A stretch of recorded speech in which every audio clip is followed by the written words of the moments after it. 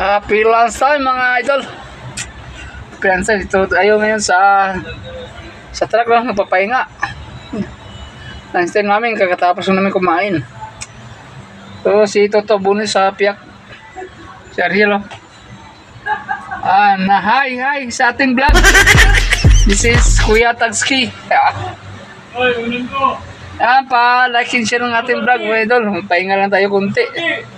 Hintay-hintay na naman tayo ng alauna bago ano na naman, kung anong ipapagawa sa atin. Ngayong araw, wala tayong biyahe. Okay? Ito tayo muna. Katapos namin kumain, tapos magpahinga. Ayan. Pagka mahiglip-glip kunti, pagdating ng alauna, yun na naman. Trabaho na naman tayo. Yan ang buhay warehouse.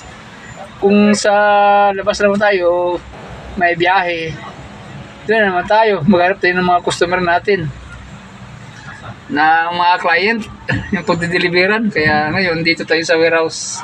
Alam mo naman, yun, ayahay, o di ba? Kaya na lang.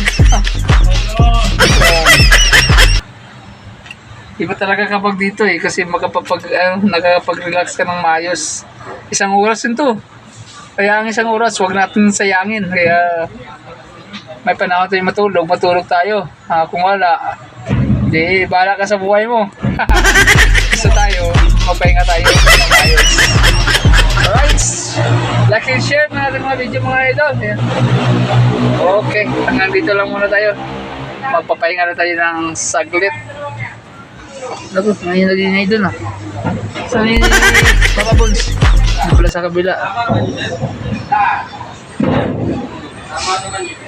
Yun na sa kabila, si Katiting. Alright, bye-bye.